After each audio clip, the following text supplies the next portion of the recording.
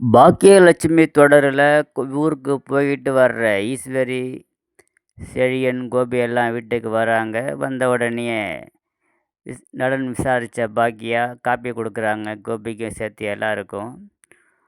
கோபிக்கு காப்பியை கொடுத்துட்டு உங்ககிட்ட நான் பேசணும்னு சொல்லி கூப்பிடுறாங்க. ஈஸ்வரி போய் பேசிட்டு வா கூப்பிட்றாள் அப்படின்றாங்க.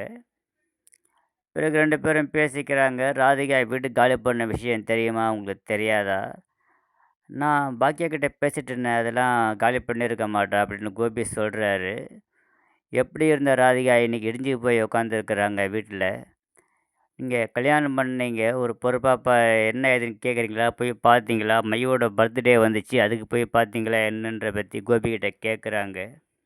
பாக்கியா சொல்கிறதெல்லாம் கேட்குற கோபிக்கு ஷாக்காக இருக்குது. வெளியே வர்ற கோபி 2 பேரும் பேசிட்டீங்களான்னு கேட்குறாங்க. நான் போய் 5 நிமிஷம் வெளியே போயிட்டு வரேன்னு கோபி சொல்கிறாரு. ஈஸ்வர் எங்கே போகிறேன்னு கேட்குறாங்க.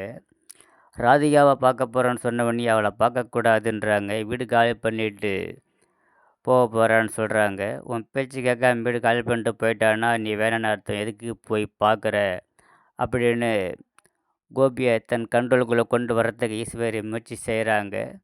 குறுக்கல்ல பேசுகிற இனியாவை நீ பேசாத, அரைஞ்சிருவா அப்படின்னு பாக்கியா அடக்கி வைக்கிறாங்க. செழியனையும் தேவையில்லாமல் பேச வேணான்றாங்க.